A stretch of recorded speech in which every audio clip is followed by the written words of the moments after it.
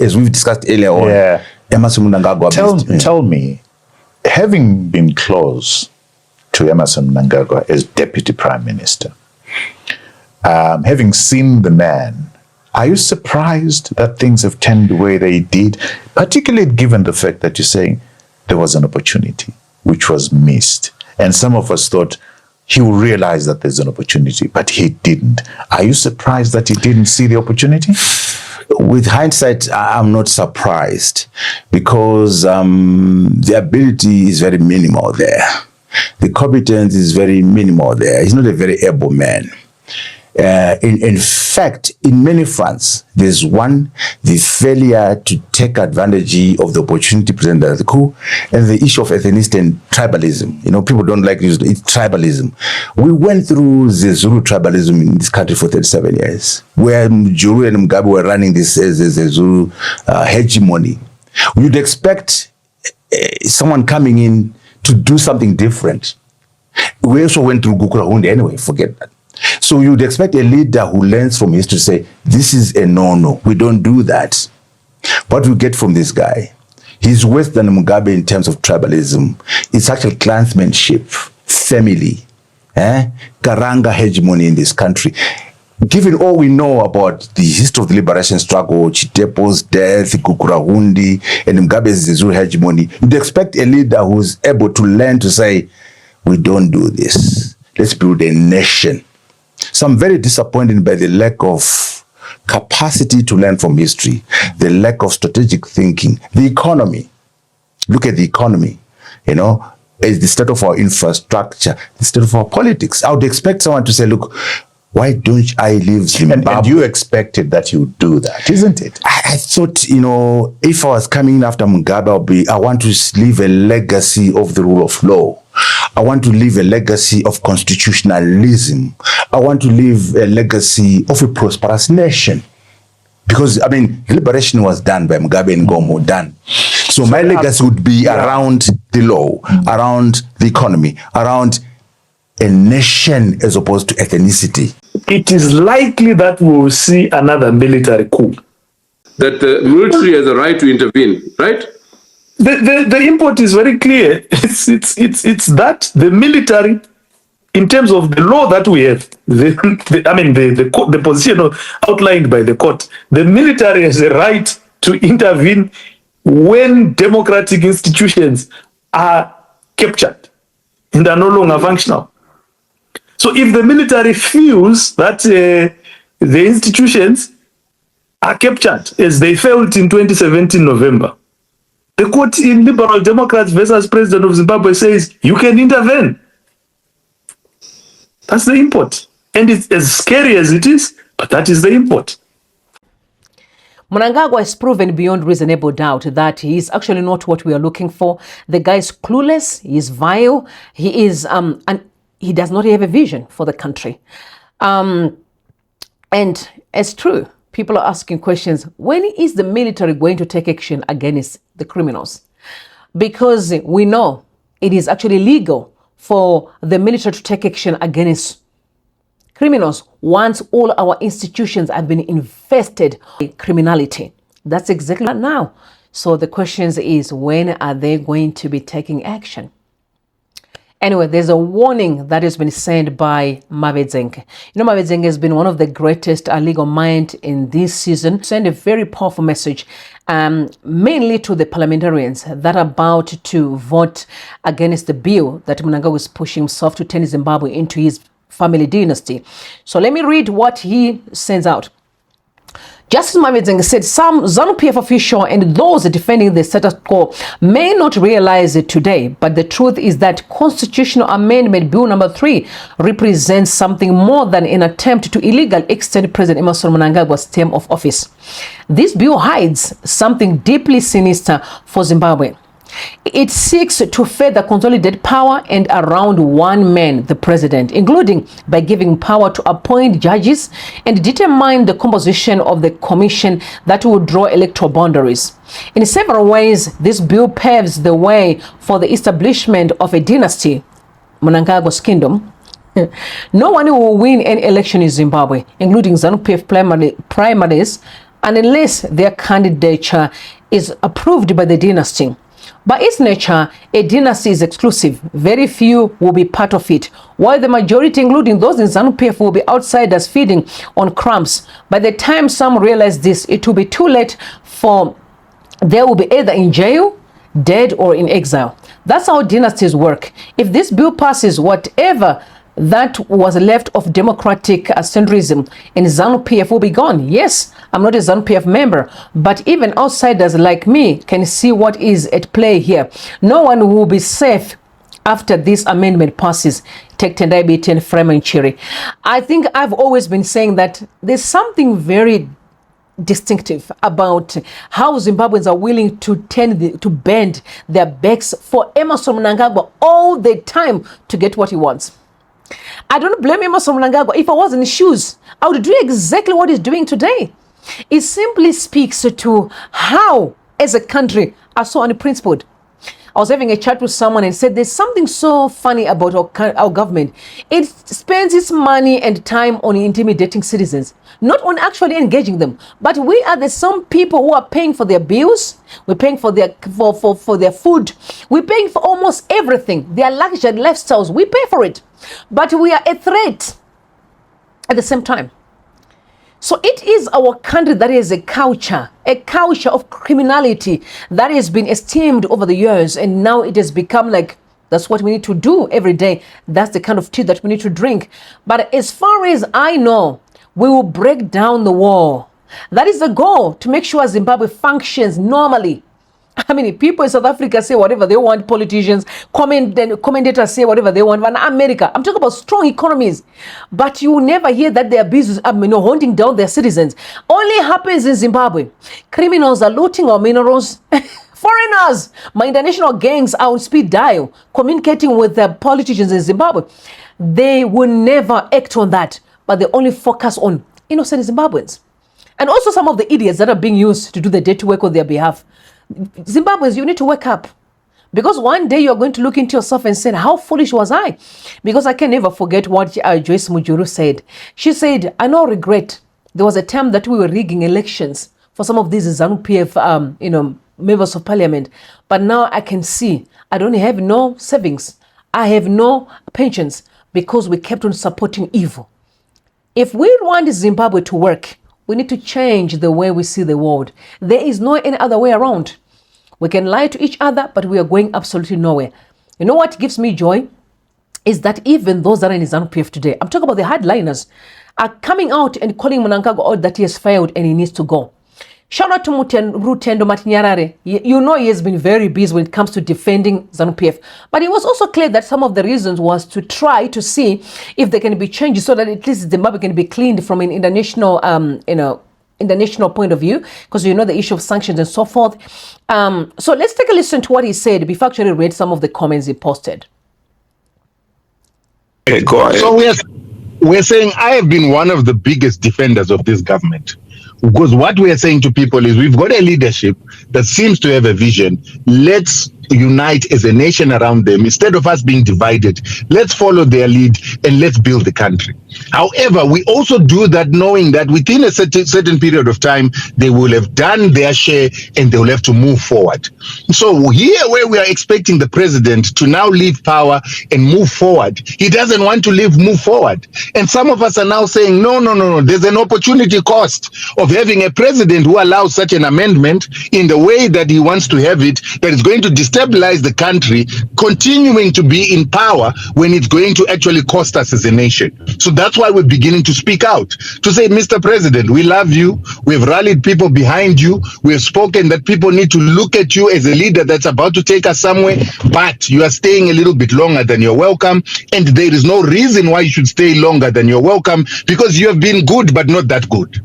That is why now we're saying that when we really look and start dissecting what he has done and what he hasn't done, we'll see that he actually hasn't done more than what he has done.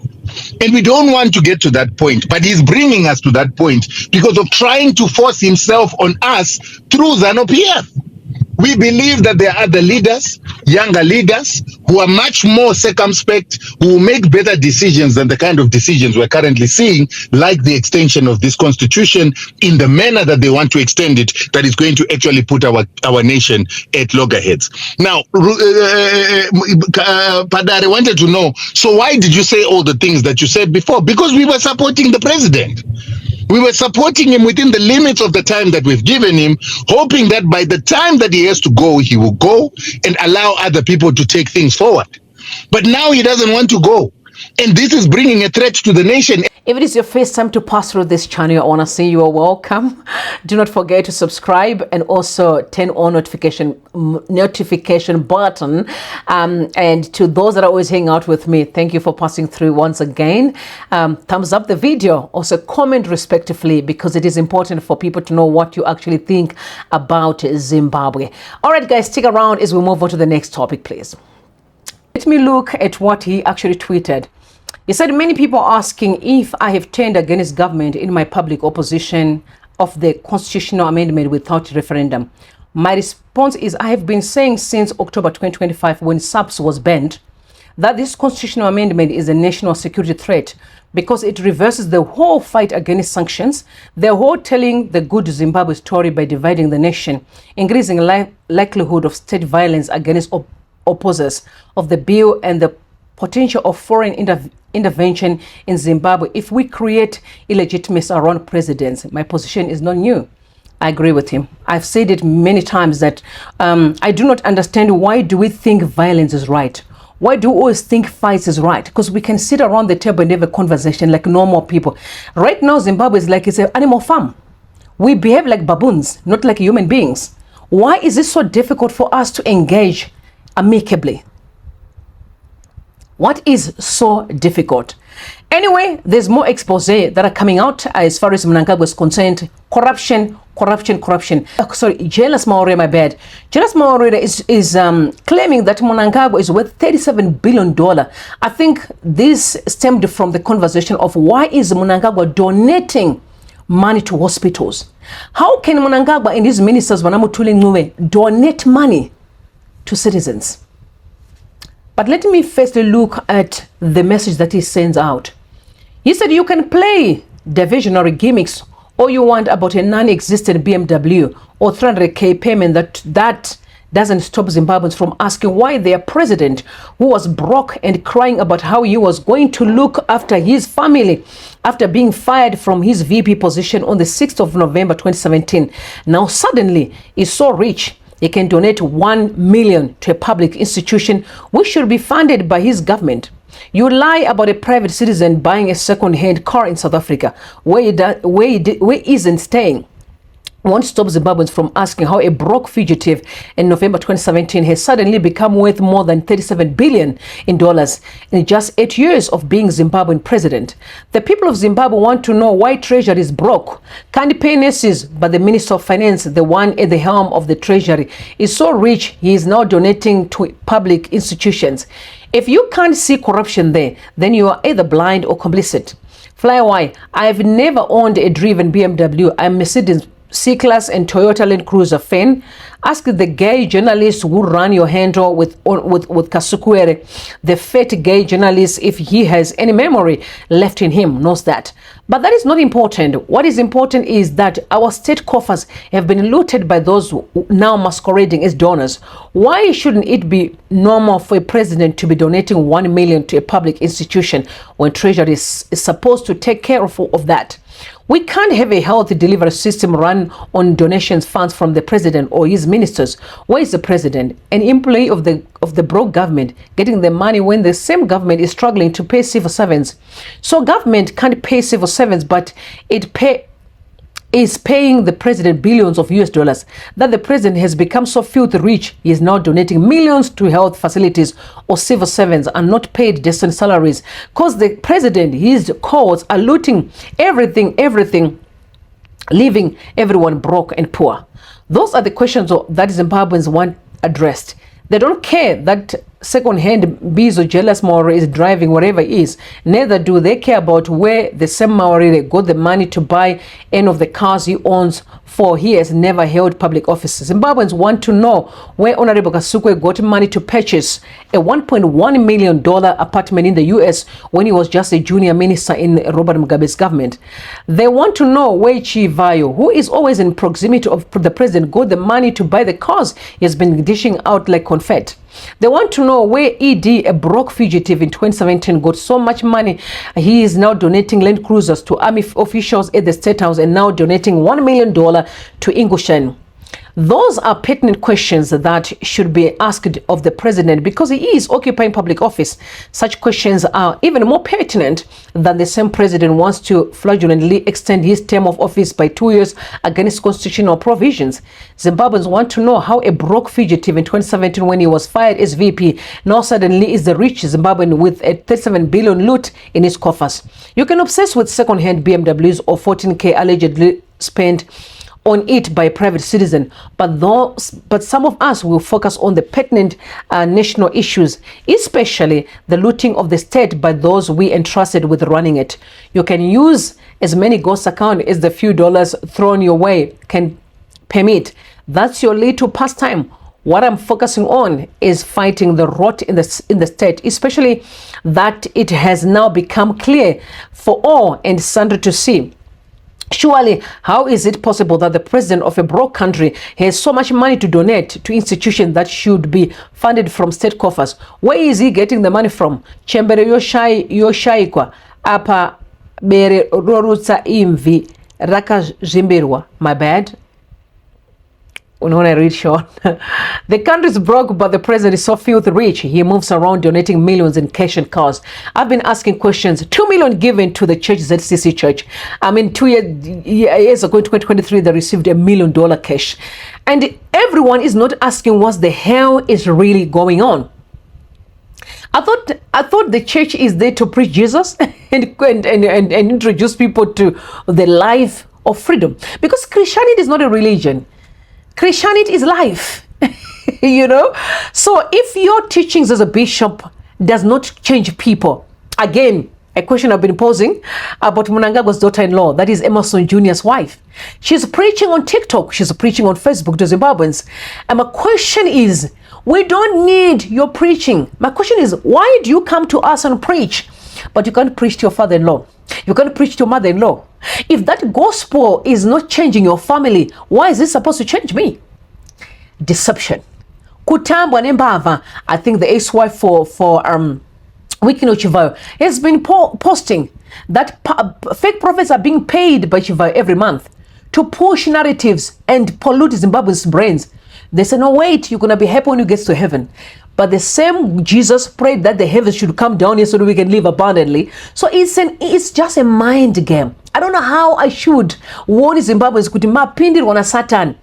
Church has been contaminated. Not everybody, but most churches in Zimbabwe are being owned by the regime. Do you understand me? The president is donating millions of money, cars. And you know what? One thing about Emerson Mnangagwa that I forever respect is that he has never hid his personality. He has never hid his character. He takes the money for the government that's supposed to pay for hospitals, supposed to feed our people, supposed to make sure we've got proper roads. We talk of motorways, talk about having clean water running out of our taps, all kids going to school. Most of those money were taken. He's not coming back as a savior and buying new cars using these 2G guys. There is no way you can tell me that today Wikino Chivayo is buying these cars. You can't convince me otherwise. You cannot convince me. Those cars definitely are being bought by Emerson Mnangagwa. It's very clear. Because why is he so comfortable with it? Why isn't he saying, guys, what are you doing here? Because this is in leadership. You guys are messing up my name. Why is he so comfortable? The day you went and give out some money in ZCC church, remember you flew in with the Chivayo, paraded him as a millionaire, a guy who doesn't even own a business. That's why I was shocked when I heard the wife said, me and Chivayo, we bought a private jet, with some of the money from our company. I'm like, your companies, what business are you guys in?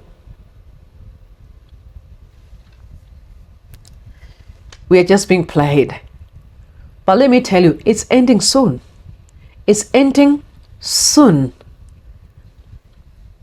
Anyway, retired general has responded to the current nonsense that you saw this past weekend, when one of the retired general Mnangagwa came out with a group of men around him that looked very upset, sitting around the table, and he was reading a statement, which I can tell you that statement, it wasn't his statement. But let's take a listen to him. Say whatever you want to say to him. Take a listen.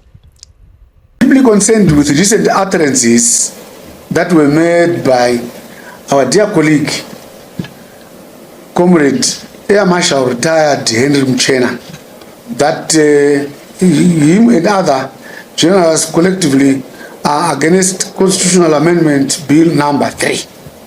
For him to say, to be speaking on behalf of all of us is not only unfortunate, but it is regrettable.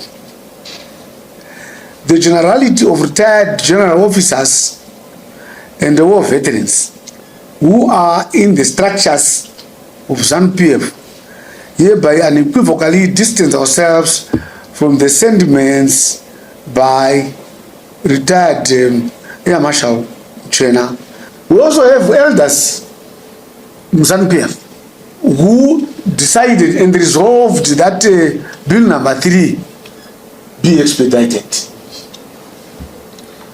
We are also in support of all the other proposed amendments within the bill, which seek to correct the unpalatable negotiated clauses in the Constitution during the government of national unity.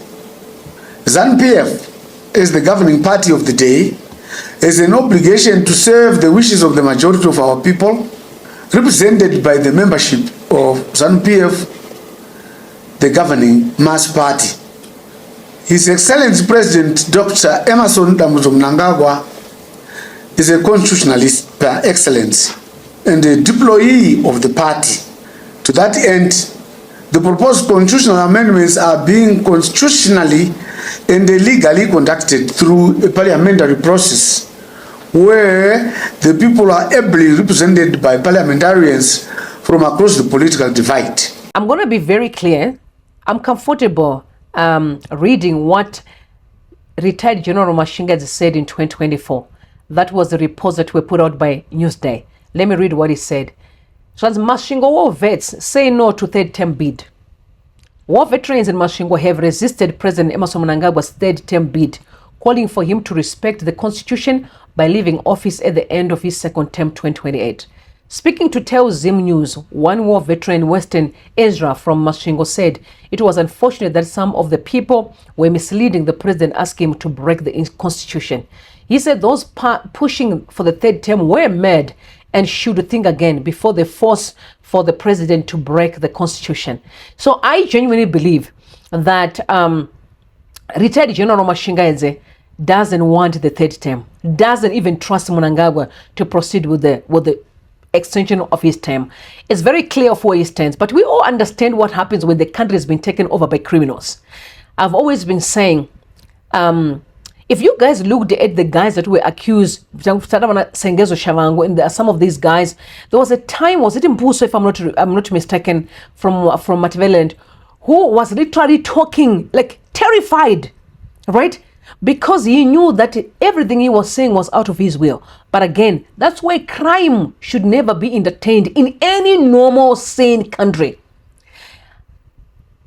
Watching criminals parade cash the way they do in Zimbabwe, wasting money left, right, and center, it is unfortunate that we still call ourselves an educated society, which again, I think it was just a lie that was pushed by, it was just propaganda preached by criminals. But let me read what Baskoro News, which was shared by Lynn as well on X. She said the reasons behind retired General Mnangagwa's shift in stance regarding the 20th agenda are: you got one heavy-duty 4x4 tractor, a full plowing kit, a Toyota pickup vehicle, a full overhead drip irrigation kit items being delivered today. That letter that the general was struggling to read was drafted by Professor Jonathan Moyo with the help of Themba Mliswa, sponsored by Temu President, is referring to Kudata Gwire, those were not his words. Personally, I have great respect for the generals, both serving and retired. I admire the dedication and commitment to service and their contribution to the liberation struggle. Manje kana magu tengwa ne mari imi magarwa ondo kutinyeka isinunguke mati zitwe say naima chef not 2030. And unfortunately, I'm not surprised seeing some of these generals being used, because once criminals take over the state, it's now about intimidation and fear. I think you can see, innocent people like Onatenda Ibiti are in prison for absolutely nothing. My prayer is post Mnangagwa era, we have a genuine, sane, serious leadership. People understand that intimidation is not right for any country. Number one. Number two is they understand that nursing criminality will be very costly in the long run. We are all paying the price today. And they also need to understand that Zimbabweans are not their enemies. When we speak, we really want this country to work. We love our country. But watching it die, it just reminds me of the words of Father Zimbabwe, the late Joshua Ngoma. May his soul rest in peace. When he said, Zimbabwe will not die, but the young people will rescue it. He was right. Because the way I'm so hurting when I think of Zimbabwe, I genuinely believe that's what he meant. We will fix the country. But fathers, this nonsense has to stop. Over the weekend when I listened to them and I was so upset, I was almost thinking of picking up the phone and then phone Comrade Geza and say, did you just say this? What the hell is going on? And I knew how you would be like, don't worry, relax. Emmerson Mnangagwa will go. Relax. May his soul rest in eternal peace. I know he's smiling in heaven. He's having good time with Yahweh and some of the people that went before him. It's very important for us to understand that there's a need for us to do away with Mnangagwa and his criminal gangs. And that one is not even a discussion. But you need to understand that the generals are also not sitting and watching this nonsense happen. They picked up their pen and paper and they began to write. So General retired Winston Sigauke responded to the conference, the press conference that you watched. And this is what he said. He said, I've observed with considerable disquiet the recent public pronouncements attributed to selling a retired general, to sell it out. Remember, let's put the sell out is very important word that he mentioned there. Retired General Mashingaidze in apparent support of Constitutional Amendment Bill number 3 and the extension of President Emmerson Mnangagwa's mandate beyond the constitutionally prescribed term. I do not issue this statement lightly, nor do I do so without first having subjected the General's reported position to the most charitable and thoroughly reading I could afford it. I've concluded that such charity is warranted. What has been presented to the Zimbabwean public as the considered view of a senior retired officer is, in my assessment, neither considered nor independent.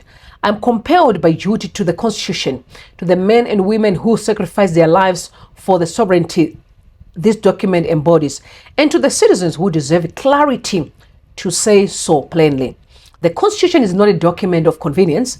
It is the covenant sealed in the blood of those who came before us, and no man's political reposition changes that. Retired General Mashingaidze is a man without a record. Ive Mutenges Mungwa Yehondo. He has in recent years expressed positions that, while not always aligned with my own, reflected a coherent understanding of constitutional governance and the limits of executive power. The position he now appears to champion stands in sharp contradiction to that record. I do not ask Zimbabwe to accept my characterization of this shift of faith alone. I ask only that they apply the most fundamental standard of political scrutiny when a man of stature changes his position on a matter of constitutional principle, the burden of explanation falls on that man. No such explanation has been offered. No intellectual framework has been advanced. No engagement with the merits of the constitutional arguments has been produced. What he has produced is a statement read haltingly, I'm told by the general himself, that aligns with remarkable precision with the political objectives of those who stand to benefit most from a term extension. This extension is, at minimum, a matter that demands explanation. When a man of honor changes his position on constitutional principle, the burden of justification belongs to him, not to those who question the change. It is not secret in Zimbabwe's political landscape that Professor Jonathan Moyo, Ziambi, and Mr. Themba Mliso are among the most active and resourceful architects of public opinion on the ED 23rd question from both sides of the debate. Depending on the season and the calculation, their fingerprints, whether literal or figurative, on any statement that advances or retreats from a constitutional position should give every serious observer pause. I make no definitive claim about the authorship of General Mashinga's statement. I'm not a court of law. I do not have sight of a draft.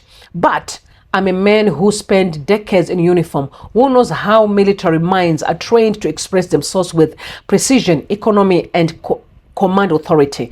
I know that what the general sounds like when words are his own. I encourage Zimbabweans to form their own assessment. I completely agree with him that some of these words that he said were not his own words. I want to say this, that immediately after the statement that was sent out by retired General Muchena, there was something very interesting, is that Themba Mliso went on 2 days quiet mode. First thing I must point out to you is when he came back, I knew that statement was actually written by lawyers. They were not his. You need to understand that there are lawyers behind who are busy pushing on this thing. I'm sure they wrote it down for him. And he was even attacking the military, blaming them for the violence that has been going on in Zimbabwe, throwing them under the bus. And you all know that when Themba Mliso comes out, he's actually speaking the voice of Emmerson Mnangagwa, because the late Comrade Geza made it very clear that Themba Mliso went and collected cash from Mnangagwa's house in Boroda to attack VP Chiwenga. Don't forget that. But I understand from the political side that this is how they're playing their politics. I just don't, for the life of me, that these guys, do they even know the kind of damage they're causing for Zimbabwe and its people? You see, the problem of dirty money. Dirty money can cause mental illness.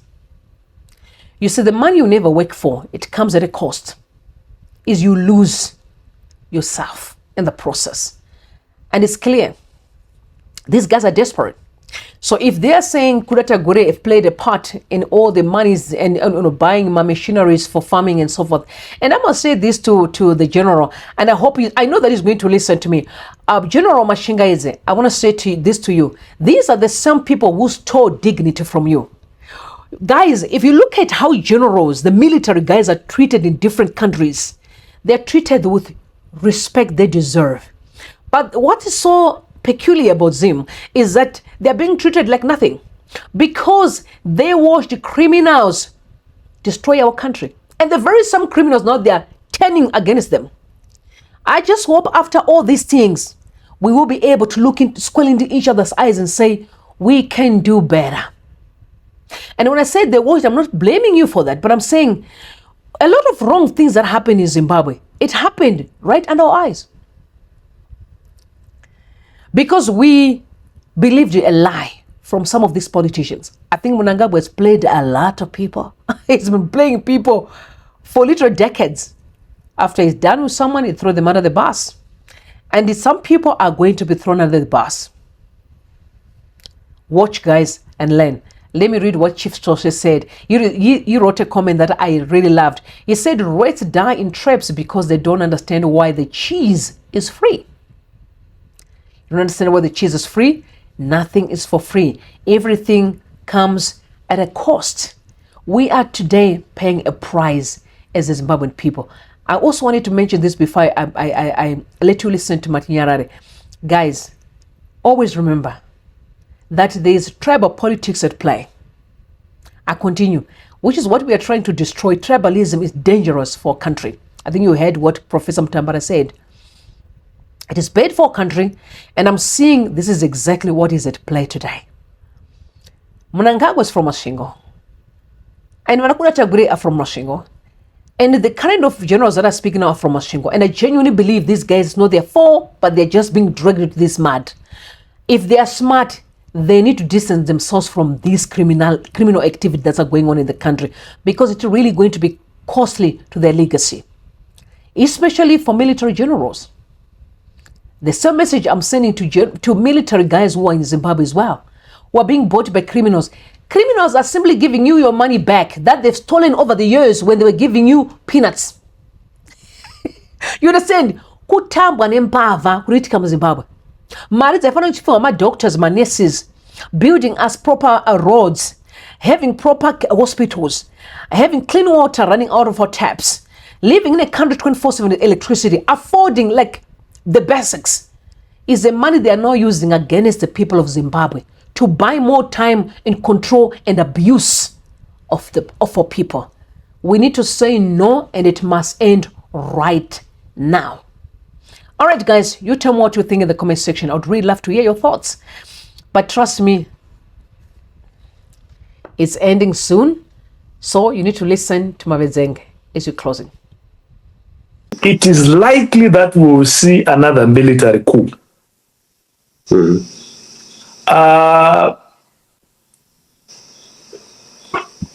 In terms of the Zimbabwean jurisprudence that we have at the moment, you know, Professor Baduku reminds us all the time that the law is what the court says it is. It is not what Justice or Igbo or any of these people say. It is what the court says.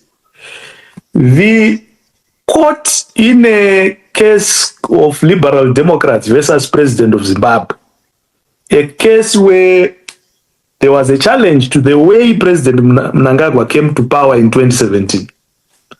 That case was in the Constitutional Court. The Constitutional Court said the action that was taken by the military in 2017 is lawful. It's constitutionally valid because all the institutions that are supposed to safeguard democracy had been captured by President Mugabe's administration. What that does in a very dangerous way is that it creates legality for a coup in the event that they proceed with their 2030 agenda and go to the Constitutional Court, and the Constitutional Court endorses that. If there is sufficient rancor amongst the citizens, it is possible that there will be a military coup in Zimbabwe. And I am afraid to say, in terms of the jurisprudence that we have currently, that coup would be lawful. So I end there, but it would be another set. In terms of the Chiweshe judgment. So the Chiweshe judgment was in the High Court. The Chiweshe judgment was in the High Court. And then what the applicant in Liberal Democrats did is to launch a fresh challenge in the Constitutional Court. And the Constitutional Court basically upheld the Chiweshe judgment in the High Court and said this is the law. Just elaborate briefly. What was the import of that ruling? Explain to the audience that the military has a right to intervene, right? The import is very clear. It's that the military, in terms of the law that we have, the position outlined by the court, the military has a right to intervene when democratic institutions are captured and are no longer functional. So if the military feels that the institutions are captured, as they felt in 2017 November, the court in Liberal Democrats versus President of Zimbabwe says you can intervene. That's the import. And it's as scary as it is, but that is the import. All right, guys, I love you. bless you and bless Zimbabwe. All right, bye for now.